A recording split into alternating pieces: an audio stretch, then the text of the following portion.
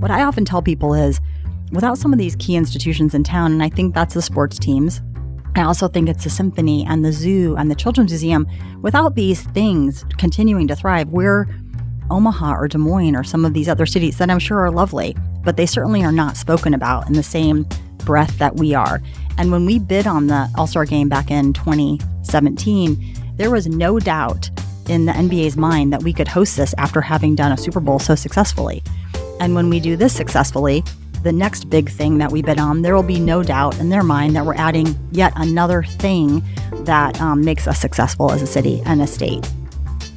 That was Mel Raines, President and Chief Operating Officer for Pacers Sports and Entertainment, talking about how her team works diligently for increased inclusion at all levels of their sports organization and for broad community inclusion in the NBA All-Stars event coming to Indianapolis in February.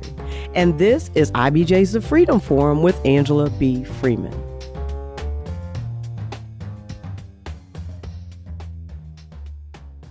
So Mel, Happy New Year to you. Happy 2024 and welcome to the Freedom Forum. Thank you so much for being our first guest in the new year. This year is a huge sports and major event year in Indianapolis, and I wanted to be sure and speak to some of the forces behind some of these major events that are coming to the city. But before we get started, will you please tell our listeners a bit about you, your educational and professional background, and any other factors that have led to you becoming the President and Chief Operating Officer for Pacers Sports and Entertainment? Thanks for having me on today, Angela. I'm honored to be here and an avid listener of your podcast, so thank you. So my story is probably like a lot of people here in Indianapolis. Grew up in South Bend, Indiana, and went to IU. Everybody asked if I went to Notre Dame. I would have loved to have gone to Notre Dame. I don't think they wanted me to go to Notre Dame. But I'm a proud IU graduate. And during the time I was at IU, I did an internship in London one summer and really got the bug to live in a bigger city. So I applied to do a DC internship my spring semester of my senior year. I was a telecom advertising major, but the SPIA school had this great program in DC. I got an internship there and just fell in love with the city. I couldn't have picked it out on a map before I applied to this program. And that really caused me to have an accidental 20-year career in politics. So I started out right after graduation on Capitol Hill working for Senator Dan Coates in his first stint as senator. I was there for about 5 years. And then I don't know why I wanted to do this, but I ended up applying for a job on the Republican convention in 1996, which was in San Diego. I probably wanted to move to San Diego, but and I did do that. But I got the job and really fell in love with this big event. Politics was a great bonus, but this big event circus that you can get on and the opportunities that you're presented as a young person at a major event when a lot needs to happen in a short period of time is sort of intoxicating. And so you get addicted to, I have all this responsibility and I'm 25 or 26 and I really loved it. And so when it was over, I went to the Republican National Committee with the thought that I'd like to do this again and I'd like to start earlier and be one of the first staff people. And I was lucky enough to do that. So 2.5 years of the RNC, and then I moved to Philadelphia, then opened our office for the 2000 convention in the summer of 99. So I lived in Philadelphia for 15 months. As a side note, Indianapolis was the runner-up in that. So Indianapolis bid to host the 2000 convention, did not get it. I was heartbroken. I would have loved to have moved home to work on that one, but I moved to Philadelphia. It was a great experience. After that convention was over, I was working on the Bush-Cheney campaign when I got a job offer from Philip Morris Companies, Inc. in New York. I'd met them during the time planning the convention. And my boss said, I don't know what's going to happen on election day. You should probably take this job. So I started the day before Election Day 2000 in New York, worked 2.5 years there, and then they moved me back to DC. I was in public affairs and government affairs for them. Great company. They owned Philip Morris, Miller Brewing, Kraft Foods, huge Fortune 100 company, great professional development training. And I probably would still be there if I didn't get a call from the White House one day in 2006 asking if I was interested in interviewing for a job in Vice President Cheney's office. And I did something that you should never do. I declined the opportunity to interview. I was happy where I was. I had a lot going on, getting my grad degree. And for whatever reason, they called me back a few days later and said, would you at least come down and talk to us? So, of course, I'm not going to it's 16 blocks away. So I went down, had the conversation. They talked me into the job, or at least talked me into interviewing actively for the job. So I started there in the spring. I was in the White House for a little over a year. And then I went to another Republican convention in 2007 and 8. And then at the end of that, I went back to the White House for a few months to help wrap up. And at the beginning of 2009, I really didn't know what I wanted to do. I was sort of ready to pivot from politics. I knew that Indianapolis had won the Super Bowl bid, and I started researching jobs on the host committee. I applied that summer of 2009 with, I think, a lot of other people for a position, got a phone interview, and then got flown out for a final interview. And thanks to Caroline Mays and Allison Millington and some other folks, was able to get that job and move home to my home state that fall. I was 2.5 years on that really fun effort to execute the Super Bowl. And some of that was good planning and some of that was good luck with the weather. And during that time, I met Rick Fuson from the Pacers. And so my first job after the Super Bowl was working for Susan Brooks in her first term. She was running for Congress. I had met her during planning for the Super Bowl. It was a good fit. I love Susan. I loved her vision. She was a great member of Congress. We should be lucky as to have all of our members of Congress be that dedicated. So I helped her in her first term. And then at the end of that term, Rick Fuson called and said, I'd like to talk to you about an opportunity with Pacers. I'd never thought about working for an NBA team or the Pacers. I'm obviously a fan, but we went and we talked about it. And he saw something in me that I did not see in myself, I will tell you. And he was really dedicated to diversifying his senior team and bringing in some new talent. And in this particular position, which was Senior Vice President of Facility Operations, there across the country at the time, out of 29 NBA buildings, there were 2 women who had that job.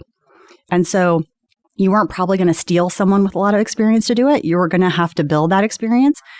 And he thought I had the skills to do that. So, and it was a lot more work for him to hire me than it would have been a lot of other people. And so I started almost 9 years ago. It'll be next month. And since then, I've been promoted twice into what I'm doing today. But it's not a direct path, certainly, to get to where I am. A lot of students will email me about getting together to, I have their dream job. I don't think they know what that job is. It might not be their dream if they did. But but that being said, I say, there's a lot of people who intentionally worked to get to where I am today. And you should probably be meeting with them because the road through politics is probably not the most direct path. But it's such an interesting path, right? And I thought that you had kind of had this time in politics and then came to sports. What you just said is, no, you kind of dibbled and dabbled and tinked back and forth between them both and then landed at the Pacers. And I think that's awesome. But before we leave the politics, right, because we're in a presidential election year, there's a lot going on the political landscape. What are your thoughts about the current state of political discourse in the country that has, quite frankly, many Americans simply exhausted, particularly in this year of a presidential election? And what lessons did you learn during all your time in politics on the national level and in Indiana that you think would help others navigate their current career in politics, and more importantly, that you think is important for the current generation of politicians, congressmen, voters, etc., and particularly the American public, that they could benefit from some of your insight and background? That is quite a question. There's a lot wrapped up in that. I think I'm grateful that I started my career in the early 90s. I'm grateful there was no social media when I started on Capitol Hill. We didn't have external email, so I was still opening letters from constituents. As a matter of fact, I was answering the front office phones during the Clarence Thomas nomination hearings, and the only way to contact your senator in time for that vote was to call, and the phone lines in the Senate went down. There was no quick way to send a note and for your voice to be counted. And so while that could be painful sometimes, it was certainly a nicer discourse, I would say, of people. I mean, and social media changed that dramatically. I've often told people when I worked for Senator Coates, he, in my opinion, is a great statesman, as Senator Lugar, certainly was. And I think we've been lucky to be represented in a lot of different offices by people who are best in class and whatever that is, governor, senator, member of Congress. And Senator Coates was the same person when I worked for him in the early to mid 90s as he was when he was reelected in 2010 and took office in 2011. But he was one of the most conservative members of the Senate in the 90s, and he was a moderate when he came back. I mean, that barometer had changed dramatically. And so when I went back and worked for Susan Brooks, it was a very different world. And working on Capitol Hill 18 years later, however many years later it was, 20 years later, and how you reacted to things and managed things. And the legislative process is not a quick one. It is at the state level. It is not at the federal level. And I think everybody doesn't necessarily need to know what everybody's thinking every second that they're thinking it. I don't know that that's helpful. And the Senate is in particular a deliberative body on purpose. The House a little bit less so, but I have mixed emotions about it. I'm very grateful for my time in politics. It made me who I am today. I'm grateful that I am not in that anymore. When I have a tough day in my job now, I remember what that was, and I am grateful where I am. Not that all companies and positions aren't challenging at a higher level, but it certainly is where I belong right now. I will say I'm really proud to be a Hoosier. I think we have a mayor and a governor who are of different parties and work well together here to make our city work as well as it can. I think VOP leads a great city council. I think we have good leadership at the state legislature level, and I'm happy to see that because that doesn't always happen in the game in DC, but certainly Senator Young and Senator Braun and Congressman Carson, and I think we have some really, we have strong people who I think are doing the best things they can for our constituents in a difficult environment, and I'm certainly not headed back out to DC anytime soon to do that kind of work, but I do think that a lot of young people who want to transition out of politics struggle with how to translate that experience. And I did as well. I mean, it's hard to explain what those jobs are. And I'm good at what I am doing today because of that foundation. And you have to be resourceful and you have to be quick with things. And you've got to be able to brief important people, have a good presence about you. You've got to be organized. There's a lot that you have to do that are the building blocks of being successful in a lot of other industries or businesses. And it certainly taught me all those things. And I've been lucky enough to hire or maybe adopt a few people out of politics into other positions and other jobs I've been in, and with great success, because I think once they get on the ground, people see like, wow, these people are really adaptive. I mean, when you're doing that other kind of work, you got to wear a whole lot of hats. You wake up some mornings and something that happens on the other side of the world is going to change your entire day.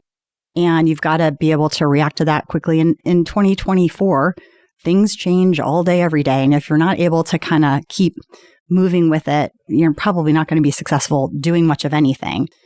So yeah, I'm grateful for that time. And I'm grateful we have good people that still want to run for office. And I won't be putting my name on a ballot anytime soon, but happy to support those people that I think are doing a good job here. As a former scientist turned lawyer, I get a lot of questions about why make the transition? How'd you make the transition? And I don't know that I know a greater transition than politics to sports. Like, I thought my transition was pretty steep, but that's a serious transition.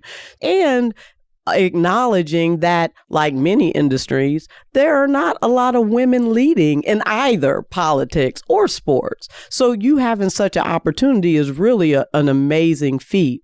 So I want to ask, when you were just starting off in your career path, what did you actually aspire to do? Were you aware of all the career opportunities that were available to you? And when did you realize that you had a unique opportunity to lead and influence in a way that would allow you to transfer those skills from politics to sports? I had no idea what I wanted to do. Like most college students. Yeah, right? I mean, and I feel bad that young people today are being made to say at 14 what they want to be when they're my age. And I don't know that I still know exactly what I want to be. I'm still becoming that person. But I originally thought I wanted to be an air traffic controller, which is interesting because I am an air traffic controller half of my day in a different way. I don't save as many souls probably, but it's just constantly changing. I also thought that I might want to be an accountant. I wish I had taken some accounting classes because that would be helpful too in a lot of what I do. But ultimately, I think I just honestly, on mistake, fell into this job on Capitol Hill, and I just liked the environment. And what I've come to realize over time is everything I've been good at, it requires me to manage people, projects, and budgets to some degree. And some of those jobs, when I was with Susan Brooks, we had a small team of 14 people, not a big budget, but a whole lot of projects. With the Pacers now, I have a lot of all three of those things. At a Republican convention or a Super Bowl, you have a lot of people, a huge amount of money, a short amount of time to execute something really large. And so I think if you're good at managing those things, or you keep getting better at managing those things, you can grow your career even if you're not, I'm sort of a jack of all trades and a master of none. That's sort of what I've been able to hang my hat on. I can't recall the second part of your question, but I think it was important. So it was really what unique opportunities allowed you to realize that you could lead and influence in all these different respects, those transferable skills. How did you know that the skills that you obtained during politics would actually transfer outside of Rick Fusion calling you and saying, hey, they transfer? Right. I think on the Super Bowl, I started to understand it a little bit better. So it was really...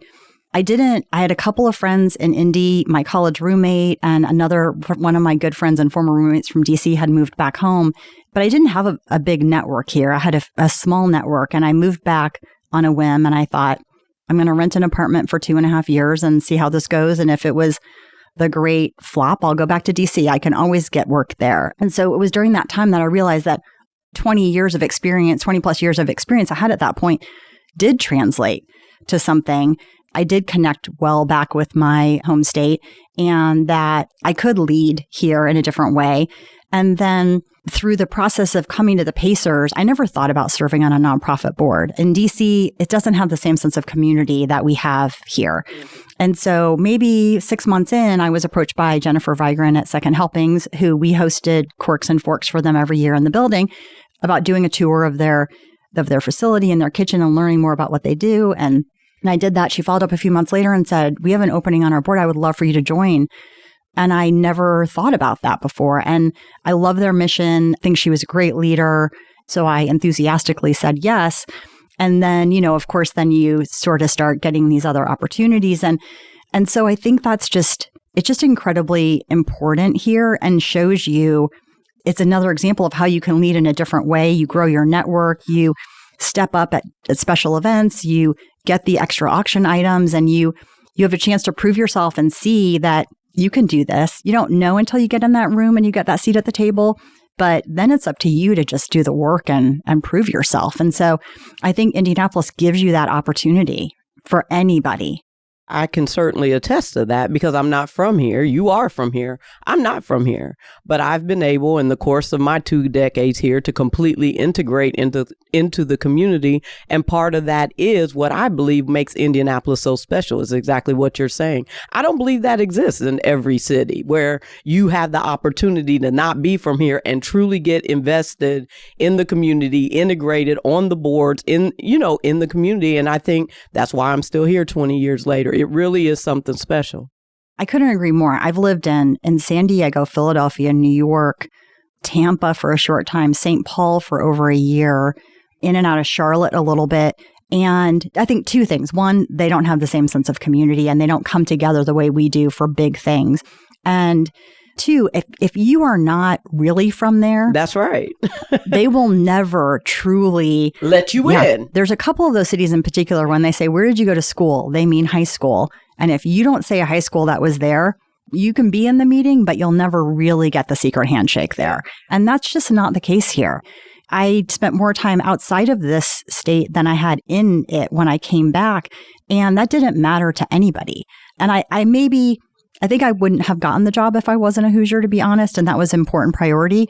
But if I had and I didn't grow up here, nobody would have cared. They just wanted me to come back and they wanted me to be vested and they wanted me to stay. And I've seen that with a lot of other friends like you who grew up somewhere else. Allison Millington's from Maine. Very few people know that because you would think she was from here, the queen of Indianapolis. Yeah. And she has been. And she has been. And she would never move back to Maine, but that's where she's from. And then we're happy to adopt you. So, and so many of your guests who are friends of mine are the same, Raphael and Juan and others have come from far away. And I don't think they would imagine living anywhere else. Absolutely.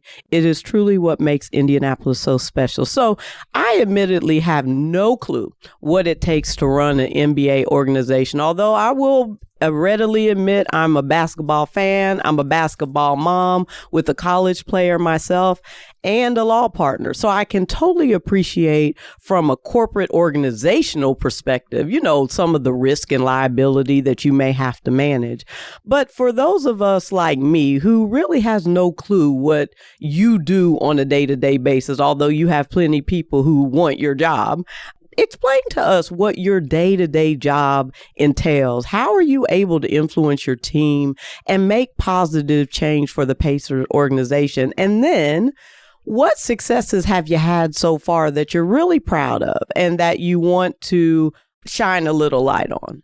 One of the things to understand, and I learned this when I was working on the Super Bowl and working with the Colts a little bit and the Irsay family and Pete Ward, who's such a great leader of that organization, is that these professional sports teams in every city are usually a small family business. And that's very much, I think, in the best ways. We're part of the NBA, and we have an NBA team and a WNBA team and a G League team and a 2K team, and we run the field house, all those things.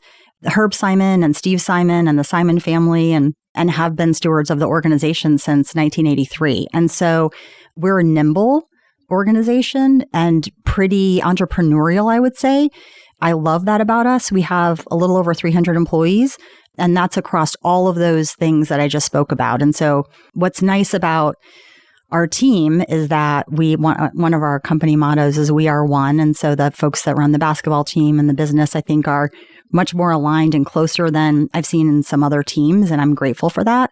I think that on a daily basis, every single day is different. Right now, I will say 6 weeks out from the All-Star weekend, it is very All-Star focused and needs to be for those next 6 weeks. But we have a simple business and a complicated business at the same time. So at a really simple level, we obviously have these teams and they play, most of them in the field house, and we want to fill the stands and have the best fans in the world. And then we do all of these other events. So this year we'll do about 175 ticketed events and another 300 to 400 other kinds of meetings and functions in the building that are private. Some are large, some are smaller meetings.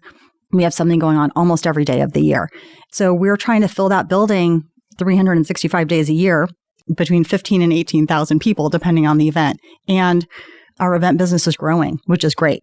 So whether that's Disney on Ice weekend, and we'll have upwards of 50,000 people over that weekend, and hopefully ice skating on our new plaza and all those kinds of things, coming downtown and eating and parking and all those things are really important to us. So, we sort of had that core business. And if I'm thinking about it, we have a Pacers game tonight. If I'm thinking about a Pacers game day, then a lot of people will ask who aren't familiar with the business, do you interact with the players or the coaches or that sort of thing? And my goal is if I'm doing my job well, I never have to talk to them on a game day because they don't call me to say the lighting and the temperature is perfect today. Right. That's assumed. And we need to create a perfect environment for them to do their very best and hopefully win that game. And so my departments are everything from the facilities, which is ticketing and security and housekeeping and hopefully food and beverage. And when you come to the building, hopefully that's a great experience and you want to come back and you want to tell your friends that they should be coming to events and games and things and that they want to come back. And that's success. I mean, that's sort of the Disney model that we follow. And we take a lot of pride in how we treat our part-time employees. They're the face of our organization for everyone coming to the building. And if we're treating them well, they will be treating our fans well, and our fans and guests will want to come back. And so that's certainly something we focus on intentionally and all the time. And it's important for us to have a diverse workforce of people because our guests that are coming are incredibly diverse. And in any given week, we could be having, a family show, might be having the rodeo. We might be having an urban concert. We've actually had more Hispanic shows in the last 2 to 3 years than we had in several years before. It's a growing market for us. And how we approach all of those events is really differently because the people coming are different. So at Disney on Ice, we need to we're selling more soda and hot dogs and those kinds of things than we are at a concert. And depending on the concert, we'll get data from other buildings that have hosted. Some shows are more of a beer crowd. Some are more of a bar crowd. And I want to be sure that we have what the people want who are coming there. And in some cases, we need more Spanish speakers front of house to make sure that we're answering people's questions and getting them to their seats. And so we really are taking a look at all of those different things and treating them uniquely. So if you're coming to one of those events on Monday and one of those events on Friday, I hope that you have a great experience at both of them. It will probably be a different experience because it's going to be a different crowd.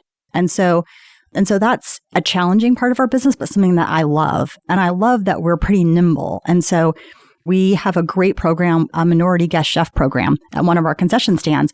And we've grown that over the last 2 or 3 years. And that's the kind of thing that I don't know that a decade ago that we would have even thought to do or been able to execute, but we are much more able to fail fast or succeed and change things up. And so I love that we have that many events. I think it would be hard to do one big event a year or 2 big events a year because I have 4 or 5 things this week and I'm going to have 4 or 5 next week. So let's try it, see how it went, make it better, tweak it, change it completely next week. And so we can do that in a number of different areas. And I really do enjoy that. And we just have great leadership support. And the other interesting thing about professional sports team, and I think that's the case for all the teams in town, is we're all super community focused. So we're not just a business and we don't just look at ourselves as a business. We're part of what makes the city and the state really great and people proud to live here. And so we do a lot of community events in the building and now on the plaza. We offer it to nonprofit groups at usually an incredibly significant reduced rate to enable them to be able to do things, whether that's the Million Meal Movement or Corks and Forks for Second Helpings, or I think we only have one day in January where we don't have a big event of some kind. And so we take a lot of pride in that, and we probably don't always look at that. We for sure don't always look at that as you would a business with a balance sheet. We look at it in the way Herb Simon has often said, that Indianapolis has given more to his family than he could ever give back. And he wants to be sure that the team is always in Indiana and in Indianapolis, and that we manage the building in a way that we're using it for its highest and best use. And that is often with a lot of community events in it. Yeah. I'm in Gamebridge. I'll be over there next week. I come to the games regularly. And you're right. Coming to a Pacers game versus a concert are 2 completely different experiences. But it is so nice. And again, coming from a state and even a city that didn't have professional sports teams, it really is a gem. It being the Pacers organization is really a gem of the city, as well as the Colts and so many other sports organizations. But it's really one of the things that makes us so unique. And it is a community effort, right? It is a opportunity to bring the community together. I've entertained clients, met friends, kept friends, lost friends, like all that happens at the Pacers games or happens at other games in the city. And I think that's really phenomenal. So thank you for all you're doing there. Now it's time for a break.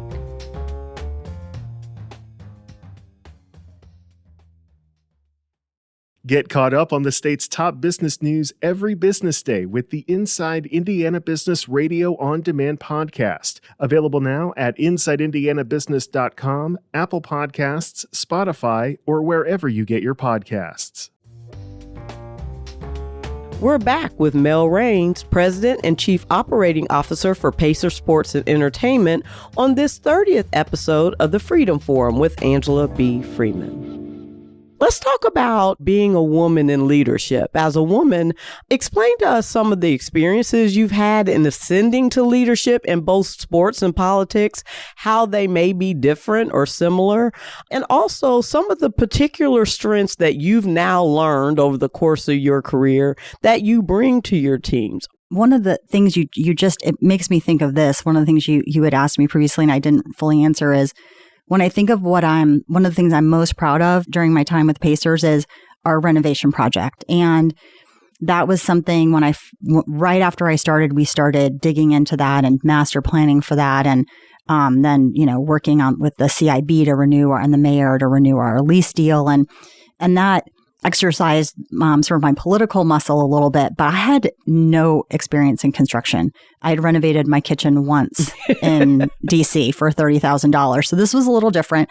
And I dove into that, and I asked 8,000 questions. I did not know how to do that. And I do know how to do that now. And I also hired a couple of people who happen to be female, but who do know how to do that and are phenomenal at it.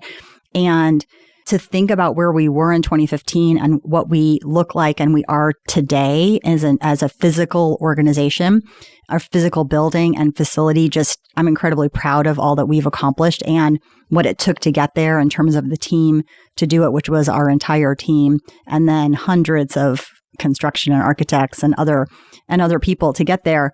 But a lot of people have asked, well, how did I lead that, as a woman? And I don't think I led it any differently than anybody else would have led it who didn't have a construction background, which is the only way I knew how. Sometimes that was through a wall if I had to. But when I first graduated from college, and this may be your experience, I'm guessing we're similar in age, I certainly was lucky that I had some strong women in Senator Coates' office who were very smart and good mentors to me. And I did not have sharp elbows at all. But I did get the sense in the world, the larger world, that there was probably in 1991 one seat at the table for a senior woman in a lot of places. And there wasn't a great incentive for that woman to bring a lot of other women up because she could be kicked out of that seat at the table.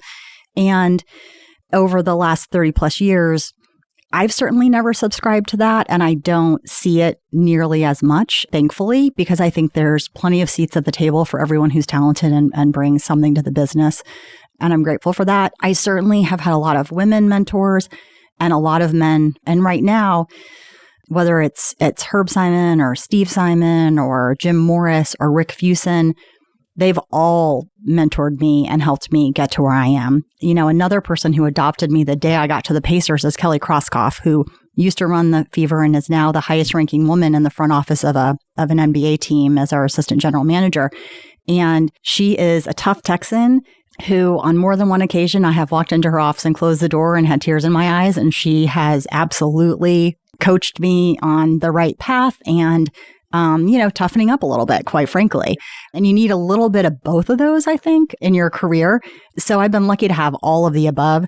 And you probably have felt this way too. I've been in early on when you're at the table in the meeting, in the whatever it may be, and you're the only woman there. I will never know what it's like to be the only Black woman there. I imagine that's an additional layer of pressure, quite frankly. But when you're the only woman, at least I felt like I shouldn't be rocking the boat a lot. If I rock the boat, then I might not get invited back to this one. And so I spent a lot of time listening. That's sort of my style anyway, so that when I speak, hopefully it's a little bit more impactful. I don't have to be the one who speaks the most, but hopefully what I'm saying is important. And so I think that's unfortunate because I don't know that men always feel that same pressure, although they probably should, because if someone's not contributing to meetings, they don't usually get invited back, or if they're just, causing issues, they don't get invited back. But that was certainly something I felt earlier in my career. But I feel like I've been lucky. I've had good mentors along the way, at least. And I think this is something somebody told me once, and I didn't understand it until I became a mentor. Your mentors pick you. You don't pick your mentors. And they have to want to be invested in you, and they have to want to go out of their way to help you. And I've been lucky that I've had some really great people that have wanted to do that. And I now intentionally try to do that myself. As women in fields where there are not a lot of women, it's not atypical that we have a lot of male mentors. Those are the people who are kind of running the show. And if you are blessed enough, like it sounds like you have been, like I know I have been, where you find male mentors who decide that, to your point, the mentors pick you, who decide that you're worthy, you're valuable, and they want to invest their knowledge, their skills, their expertise, their connections, right, in you, that's a blessing. And it absolutely positions you to help other women, right? Because you've now gained the knowledge that so many women typically don't have.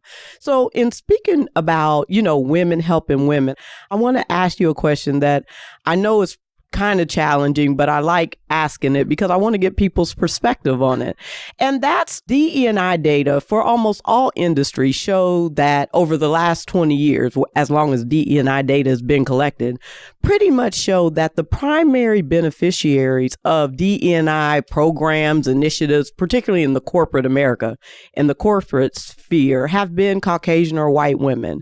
They are the people who have had the most increase in representation and are at great greater, levels of leadership, but you're not seeing that for other women, and particularly diverse women, Black women, women of color, et cetera, LGBTQ women, et cetera.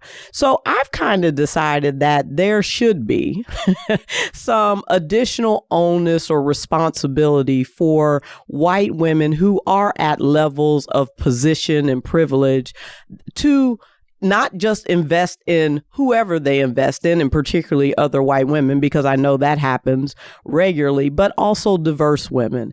And it seems obvious to me that's not happening at the rate it should, or you would also see increases in those women at levels of leadership across the board in all industries. And that's just not happening. And not only is it not happening, we've seen a regression of women leaving industries, particularly women of color, over COVID and since then.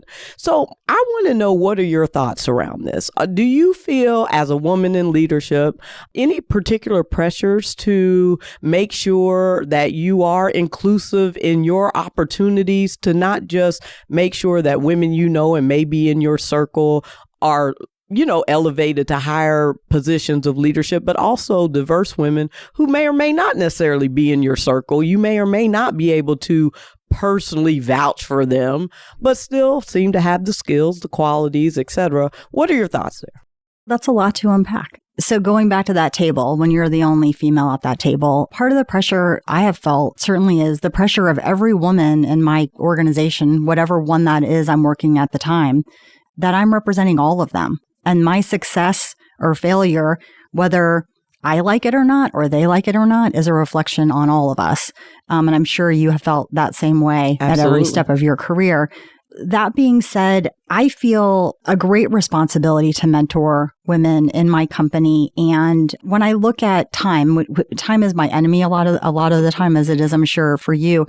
And when I look at opportunities I'm presented with, I have a couple of filters that I look at them on. And one of them is it something that I think is helping mentor women or advancing women, or something in which I can maybe speak at something and maybe it will be helpful in some way. And so, because those things take a lot of time. I mean, we met at the Women of Influence breakfast last fall, and I was honored to have been asked to give that keynote by Nate, and it was a great honor for me. It took me a ton of time to write that and get that where I was happy with it.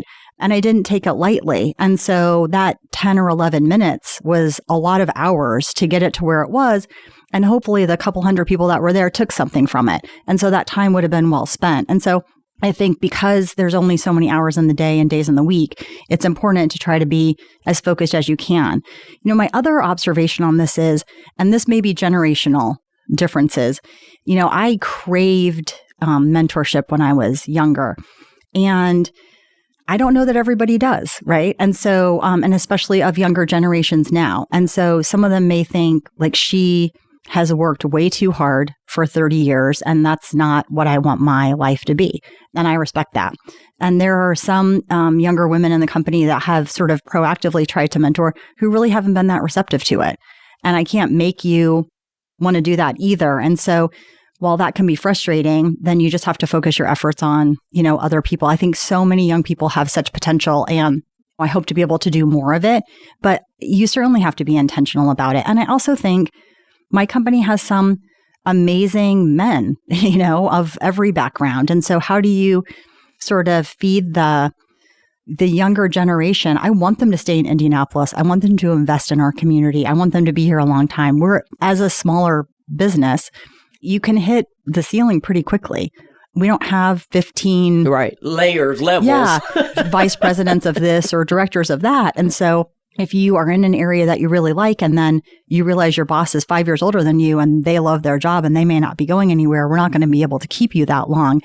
And so how do you get them to want to be a part of the company as long as you can, with all the different things that we don't make widgets? And that's kind of fun, but it also can be hard. I'll be working tonight. I'll be working tomorrow night. I was working Wednesday late because we have these games and other events. And some people don't want that in their lifestyle. And so, all of that makes it a little bit more complicated. But I think in summary, I feel a ton of pressure about that. And I'm also lucky to have some colleagues who push me on it and make sure that I'm being intentional about it. And I appreciate them. And I think if you've hired really good leaders, they're going to continue to do that. And I have some ones that are not afraid to tell me when they think I'm wrong and not afraid to tell me when they think I should be widening my aperture a little bit. And I appreciate that about them. That's the beauty of having a diverse team, right? They can push you on things that are not on your radar, just not any issue. And so I appreciate that. When we met, you mentioned when we met at Women of Influence, I was really impressed by your 10 or 11 minutes. So however many hours it took you, thank you for that. One of the things that I recognized about you from that speech was your sense of humor. I thought you had a really, really fun sense of humor, kind of a self-deprecating. You didn't have a problem making fun of yourself and some of the things that you had done along your career and decisions you had made. And I found that very refreshing because certainly while Indiana is an excellent state that has great leaders, there is a level by which you hit the serious side and people begin to take themselves, way seriously. So I was impressed by that. And so I want to ask you about authenticity and transparency. Again, I thought your speech at Women of Influence was terribly authentic and transparent, but how necessary do you believe transparency and authenticity are to truly effectuate change in a corporate organization, particularly when you're striving to have more inclusivity, more fairness, more diversity, more belonging, more opportunities? And how have you personally navigated your own authenticity? You've talked about being the only woman in a room, right? In the corporate workplace and in leadership ranks in a way that allows your peers, your colleagues, and your employees to also feel that same freedom and sense of belonging. It's funny because I joke with my friends, I struggle with sort of the authentic self at work piece a little bit, which I think is generational. And we sort of joke, like my friends will say, they don't want authentic Mel at work because she's got her hair up in a bun and she's in her sweats and she might not be that nice sometimes. She isn't always trying to be a good leader. But I feel like this generation requires transparency of leadership in a way that when I was in my 20s, I would never have had the guts, frankly, to demand in some cases. And so that can be a little counterintuitive for me. And while I'm not sure many businesses can be 100% transparent about everything, that's just not how the world works. There were certainly times, and during COVID in the summer of 2020 in particular, that I was pushed and really in the right way to be transparent about what I was feeling and what we were thinking as an organization. And we didn't have all the answers. I don't think anybody did, and nobody still has all of the answers. But just being able to communicate in real time about the journey that we were on and we were undertaking and even where we are today with that journey, I think is important. There were definitely times when at a senior level, I'm happy to admit that I was arguing against transparency on some things, not really related to DE&I, but other business decisions we were making during COVID. And I was overruled and I was wrong. And I learned a lot from that. And I'm glad I was overruled in those cases. And so I think I'm a good communicator. Of course, everybody does. I try to be pretty transparent with my teams and I want everyone to be comfortable at work. And then, the Gen X in me is also like, this is work. And so I face the same challenges. Like, how authentic is too authentic, right? Right. Yeah. I mean, they pay me to come here and do something, that's a pretty broad job description, but it doesn't necessarily have to do with some of these other things. But we all do bring ourselves to the office. And I also recognize that everybody's going through different things at home. And, I've lost my parents and I just bought a house and I moved. Like, that was not a great week for me. I was trying to have it together, but I'm living out of boxes, feeling like I don't know where anything is and it's busy at work. And, and so you've got to give people grace a lot of the time too. And I think I've become better at that with time. Everybody's not a robot and they're not clocking in and they're perfect all day, every day. And I'm certainly not. And I also have learned that it's important for me, maybe this is a little Brene Brown, but it's important for me to let my team know, like, I am 100% an imperfect person. The reason I'm asking you this question is because I've made that mistake before, and I'm hoping to avoid you making it. But if you do, or when you do, as we all do, just try not to make it again. And so usually that comes off as humor, but I agree. Like, you go to some of these things sometimes and the person speaking, you would think, has never made a mistake their entire life, and they've had an Ivy League education and all these other amazing things. And like, how will I ever do that? But that's certainly not the case. And so as I think about when I am speaking to women, like I got all these gray hairs were earned, and I got here. Yeah, I tripped and fell and skinned my knee a lot, and got up and learned from it, and just keep trying. That's what I think we're all trying to do every day. And there is no perfect leader. There is no perfect manager. I am certainly not that, but I try to be better. And I try to be open for people to give me their input into where they think I could be better. I certainly agree with the gray hairs. Like I tell people all the time, I've earned every one of them. I'm proud of them. Like I'm good with my gray. Like I'm good. So well beyond your normal day-to-day career obligations that we've talked about in leading the Pacers organization, let's talk about the All-Stars, because you are the chair of the 2024 NBA All-Star Committee, which I must assume is a huge deal to have a woman leading that. I mean, we did Allison Melanchthon, and so Indiana has set the stage for women leading huge sports event. But this is another one that's new to Indy, and I've certainly not been here when this has happened previously. So I know this is exciting for the Pacers organization. The city is like going crazy. I mean, it's going to be awesome on February 18th or that weekend. So give us some insights in what your team's planning for the All-Stars this year that the Indianapolis community should be aware of, and how have you all particularly customized the All-Star games with the Indiana Hoosier hospitality imprint? You gave me a promotion. I'm the president, and the chair of the host committee is Rick Fuson. So I don't want to get fired when I get back to work. Okay, we don't want to do that. But he actually started with the Pacers in 1984, working on the All-Star game that we hosted in 85. So he's sort of got this 40-year span of his career, which is really interesting to hear what this event was. It was nothing like it is today. To what it is today is just such a different thing, and in a bunch of different ways. And so how we approach this when we bid on this back in 2017, this has been going on for a while because of COVID, as you know, was that we wanted to be a very diverse group of people at every level planning this event, and for a few reasons. And our board, which is about 51 people, is the most diverse board I'm on of any of the organizations I'm on. Maybe the Urban League. I'm not on Urban Leagues. Theirs is probably more diverse, but Tony's on our board too. And so from the top of the organization through the host committee, we have 400 members of our host committee. We knew that if we had as in all things, if we had a diverse group of people planning this at every level, and our employees are very involved as well, and we have a really diverse workforce, that we would have an event that would be something our entire community would be proud of.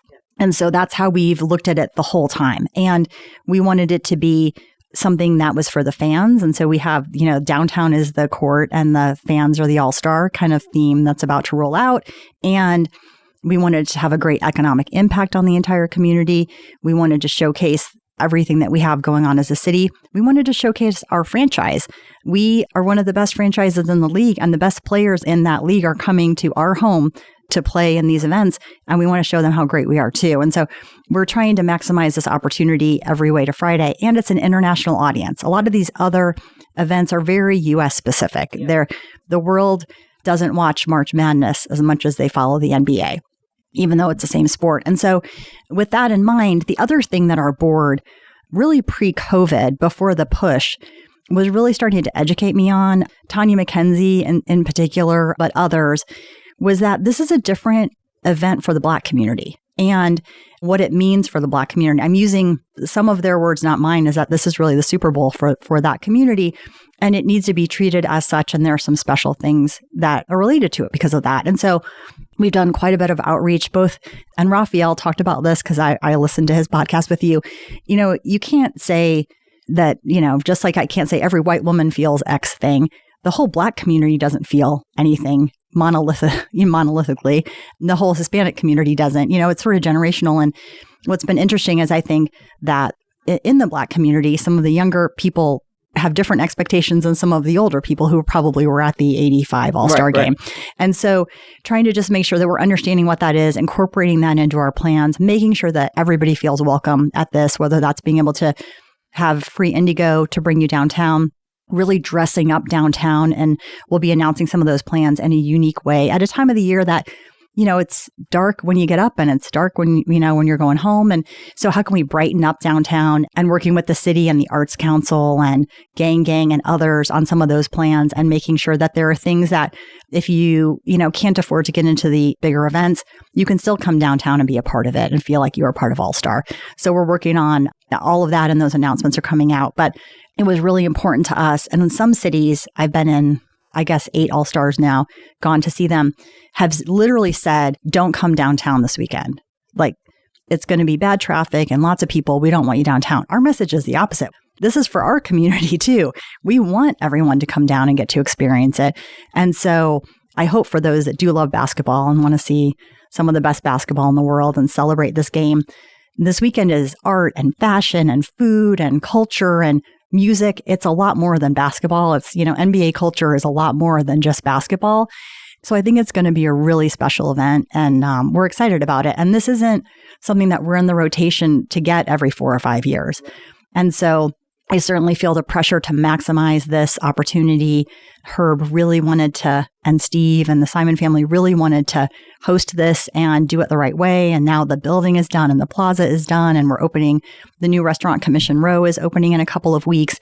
And so I'll be happy to not have one construction barricade anywhere near Cambridge Fieldhouse for the first time in 3.5 years, and just show them what a great place this is. That's so exciting. And I'm so excited for it. And I know, again, the city is just ramping up with excitement about what's getting ready to happen. But you mentioned it, and I want to explore this a bit more. You mentioned that the world, this is really an international event. The world will be watching Indianapolis in a way that it probably has not ever. And so I want to know, what do you believe the world will learn about Indianapolis or Indiana and the Hoosier State through this all-star experience that maybe they didn't know? And also, you mentioned the diverse food and art and culture. Give us a couple of examples, if you can, if you're not spilling the beans on anything, about how, Indy culture, arts, you mentioned gangs. How will that be incorporated into the greater All-Star experience? The All-Star game in the NBA has become so international. They're playing in Paris next week and played in Mexico recently. We played in India in 2019. It's just the sport is exploding around the world, which is really great. Last year, there were 25 players from 17 different countries that played in All-Star weekend events in the NBA, NBA players. And so I think it's broadcast in over 220 countries around the world, the NBA All-Star game. So I hope that everybody walks away exactly the way they did from the Super Bowl, which is, that was the best Super Bowl I've ever been to. And they could never have imagined that without an ocean and a palm tree and a mountain or any of those things that some of these other cities are able to provide. And to this day, I still talk to people. I've also been fortunate enough to work on several Super Bowls after. And when people hear I'm from Indianapolis, they say that was the best Super Bowl I've ever been to. And so I think that we go all in, the city and the state and downtown Indy and Visit Indy and the Sports Corp, and everybody goes on these events because we know that obviously, you leave an impression on so many people who would otherwise not know our city. You had mentioned earlier, being a Pacers fan and the Colts and what we bring. What I often tell people is, without some of these key institutions in town, and I think that's the sports teams, I also think it's the symphony and the zoo and the Children's Museum. Without these things continuing to thrive, we're Omaha or Des Moines or some of these other cities that I'm sure are lovely, but they certainly are not spoken about in the same breath that we are. And when we bid on the All-Star game back in 2017, there was no doubt in the NBA's mind that we could host this after having done a Super Bowl so successfully. And when we do this successfully, the next big thing that we bid on, there will be no doubt in their mind that we're adding yet another thing that makes us successful as a city and a state. And that's why I'm lucky enough to have the firepower of so many talented people in town who are all in trying to help us make this successful, because we all know what that does for business, for the airport, what Mario's doing at the airport for the All-Star game is more than any airport that League has ever worked with has done. And they're going to have a basketball court in Civic Plaza. And it's amazing what everyone in town is just coming up with these great ideas and understanding people are going to fly in here for the first time ever. And that is their first impression. And it will also be their last impression. And they know that better than anybody else. So our plans for some time have included activating some parts of downtown that maybe haven't quite bounced back yet from COVID, although every day I feel like more and more people are downtown and more businesses are activated, and there's more announcements about restaurants and other things, which is great. Interestingly, when we were hosting the 21 All-Star Game, we did not have an arts and culture committee. It was frankly an oversight mistake. When we hosted March Madness in 21, the Arts Council and Gang and others were involved in Swish and all the things that went on during that month of games. As we were kind of reforming our host committee, it was very clear to me that we needed to add that. And we were lucky enough to get Molly and Ellen wanted to be involved. Julie Goodman and her whole team, Carrie Amstutz at Humanities, are all leading that committee for us. And so we will be activating a couple of spaces downtown that were thriving businesses that are currently not operating. And we'll be announcing soon some of what's going to be in that. But the goal is to showcase a broad section of our community, and that some of that will be the arts community, some of that will be food and beverage. And so we're really excited about what that's going to bring for people who are wandering around. There's a lot of time in between official events or other things for people to explore our city. And then a lot of other league partners are coming in and taking spaces, and they're going to do super cool things too. So I think just by walking around downtown, you're going to be exposed to a whole lot of fun stuff. But some of it is what we're showcasing to the world when they're here. It will be Indianapolis on the global stage, and we are super excited and ready for it. So thank you for all that you and your team and your colleagues and the partners and the city is doing to really prepare for this awesome opportunity. So as we wrap up, I want to get a view from your vantage point as a diverse executive in, again, one of Indiana's largest sports organizations. What do you believe is one of the greatest advances that many Indiana companies have made collectively with around diversity and equity and inclusion in the workplace and in the workforce that is reflected or should be reflected at all levels of who's your businesses, most of which are still not quite as diverse as we would like them to be, but we've made some great advances. And then additionally, what are 2 or 3 tools or tips that you would suggest Indiana corporate leaders who are serious about continuing to make continued changes in their work environments or leadership ranks to make all of those more diverse, more equitable, and more inclusive of all people in Indiana? One of the biggest things is we're talking about it. I mean, 5 years ago, we weren't writ large across the state, I think, talking about DE&I. And now it's, I think, very common conversation in business. For us, it's certainly been over the last 3.5, 4 years, we did a lot of soul searching back in 2020 as an organization and what we wanted to be and what we stood for. And I think it wasn't that it changed what we were before, it's that we didn't necessarily outwardly speak about it. And as we've grown our programs and we have some, I think, really important priorities and some great people leading those priorities, and we've added some positions, there were a lot of silver linings to moving, or the All-Star Game moving, that weren't just related to construction. We have a better team and at a lot of different areas on the business side, whether that's Tracy Ellis Ward, who's our SVP of DE&I, or Corey Wilson, who joined us in 2020 as our VP of Community Engagement, Danny Lopez, who's our VP of External Relations and Communications, and just a number of people that put us in a better place to also question where we are and where we're going. And I think in order to be successful, you've got to be willing to be honest about where you are. No one's perfect, so there's going to be things that aren't easy. Everybody talks about being comfortable being uncomfortable. I will never be comfortable being uncomfortable. Maybe some people are, but that doesn't mean you shouldn't be pushing yourself in that direction. I mean, it's always going to be uncomfortable, but you've got to take a good look at it. And then I think to be successful, you've got to include your full workforce. Just having an executive team talking about it and pushing it down won't be successful. And just having people at the mid levels or the lower levels pushing it up isn't going to be successful. I mean, that has to be together. And I think we've done a good job doing that, integrating some committees, for lack of a better term, that are working on real tactical plans that you see in our company that matter, that people are participating in. And if that's not why you come to work, if you come to work to do a good job and go home and do things outside of it, you don't have to participate in these things.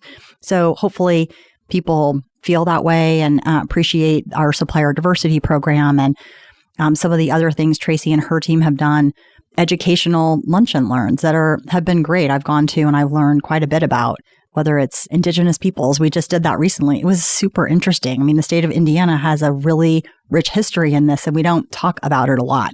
And so just through some of those things that I think can be simple programmatic things that you can opt into, you can really start to turn the needle on understanding different people's perspectives, and then just individual conversations people are having in the company and not being afraid to educate someone if you think they've done something that they maybe shouldn't have done or that you interpreted in a different way than certainly they intended. I tend to lean toward people are trying to do the right thing. They're not trying to do the wrong thing. And so if you interpreted it that way, how can you go back and clarify and explain to them how that made you feel or what that made you think? And hopefully you're creating that environment that people feel comfortable doing it. But always going back to the fact that we're a business and this is work, and that's my Gen X side too, right? And you have to marry all that together and bake a cake that works for everybody. And hopefully we're doing that, and we're going to continue improving at that at the Pacers. But I see a lot of other businesses doing that, whether that's what Jimmy's doing out at IMS and IndyCar, or the Colts have programs. And, we obviously are a close sports community, and we're members of WISE. It's Women in Sports Entertainment, and hosting events and trying to help in those areas. And so that's, again, what I like about Indy is a rising tide. I think we all get that a rising tide is going to lift all of us together. And so how we can all share best practices, I think is great. Thank you so much for coming by the studio, giving us so much to think about, and more importantly, so much to look forward to. Again, I've said it repeatedly, the city is looking forward to this. I know you all are. I certainly am. So thank you for coming by, giving us some snippets of what is yet to come in the next 30 to 60 days. You said 40 days, right? I think it's 40 some days. I know you know it better than I do. But with that, we're going to end this episode of the Freedom Forum. But thank you so much, Mel, for being our guest on the 30th episode of the Freedom Forum. Thank you so much for having me on. It was a real pleasure. Thank you again to Mel Raines, and thanks to you for joining us on this 30th episode of IBJ's The Freedom Forum with Angela B. Freeman. Please come back next month for another conversation about diversity, equity, and inclusion in the Central Indiana business community.